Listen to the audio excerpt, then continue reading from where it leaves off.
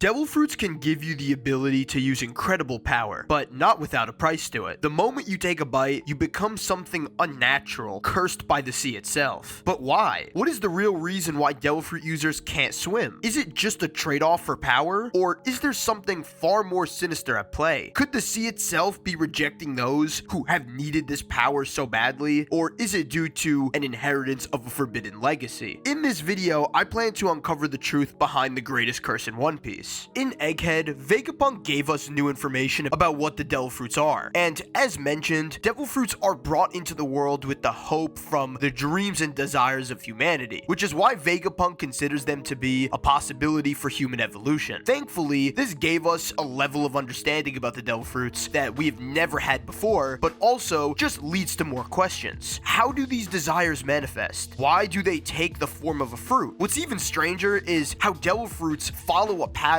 each one unique, yet all bearing the same spiral design. These aren't just some random mutations that are going on either, and if devil fruits truly grant the desires of people, then why does the sea reject them? Why would something born from humans be punished so cruelly by the very world they exist in? While the Harley texts in chapter 1138 do not explicitly mention devil fruits, they provide insight into ancient forces that shape the world, hinting at a power that was deemed unnatural. These texts very briefly make these individuals out to be people who ended up transcending their natural limits, which is an idea that aligns with the very essence of the devil fruits. The Harley text suggests that these fruits existed long before the current world order, and clearly even before certain great floods that happened and as a result reshaped the planet. And yet, despite their incredible power, the ocean itself rejects them. It actively resists devil fruit users, as if enforcing a natural principle that these abilities have violated, if not the people themselves. If the Harley texts are to be believed, the sea's rejection stems from an ancient betrayal, one where the users of these fruits may have challenged the Joy Boy himself. When going back 400 years on the island of Jaya, the Shandians believed that souls actually reside in trees, and we saw the light of Shandora was the bell that guided souls back home. But not all souls move on, some remain behind, finding new vessels. But what if it's those souls that become devil fruits? The idea of souls binding to objects isn't unique to Jaya, as throughout history, we've seen legends of spirits inhabiting objects, guiding those who come after them, which could mean that the devil fruits are not just abilities, but actually the vessels for these wandering souls. We've seen souls in One Piece before, such as Brooks, and his shadow, which is considered to be a person's second soul, had the same spiral pattern that we see on the devil fruits. If a soul can exist outside the body, then it can also inhabit something new. We know that even objects can eat devil fruits, like Funkfried, the elephant sword, but how can an object gain feelings unless what they're consuming isn't just power, but a soul seeking a new home? When Sabo ate the Mira Mira no Mi, he felt Ace's presence, which should support the fact that devil fruits can retain the very souls of those who came before them. Maybe the fruit doesn't just grant power, it carries a lingering piece of its former owner to carry their story. But if that's the case, then how far does this go? If devil fruits truly house souls, then the very act of eating one might be more than just gaining power. It could be a form of reincarnation, a cycle repeating itself throughout the ages. If devil fruits truly hold the souls of the past, then they are not just weapons of power, but the echoes of a forgotten history, waiting for the right person to bring their will to life once again. But where did these souls come from? Throughout One Piece, we've seen the rising of the sea levels and submerged civilizations, and the use of the Mother Flame resulted in earthquakes that caused the sea levels to rise up by 1 meter, and that being in recent times, not accounting for the hundreds of meters that the sea levels have already risen up by. A flood caused by Imu and the Gorosei, wiping out a civilization that resisted their rule. We see how problematic this is, as the water levels were lower before when we were revealed to the Wano of the Void Century, and we see how different the landscape of the country is as a result of this. And we also see other instances of this when we look at Water 7, for example, as well. What if a great flood once consumed the world, leading to this flood being the reason entire kingdoms vanished, leaving behind nothing but ruins and legends? But what if this was more than just destruction? What if it was meant to erase something or someone? We know that the world government has actively erased history before, and these lost people might have fought back in the only way they could. They imbued their souls into fruits, ensuring their will and power lived on, just like how the people of Ohara tried to preserve their knowledge on the true history of the world. And this is very similar to the the purpose of the writing of the poneglyphs back in the Void Century, as the purpose was to ensure that the truth would live on. So why can't devil fruit users swim? They've inherited the souls of those who drowned in these great floods. By eating a devil fruit, they consume the will of those lost to the flood. The sea which once swallowed these souls rejects them. The moment a devil fruit user touches the sea, no matter how powerful, their strength vanishes. It's as if the ocean itself is dragging them down, as if it recognizes something unnatural within them, refusing to allow them to exist within its domain. The sea does not forget. It has swallowed cities, erased histories, and now it ensures that those who once did a certain something can never rise again. Devil fruit users are the remnants of a lost past, forever served from the world they seek to change.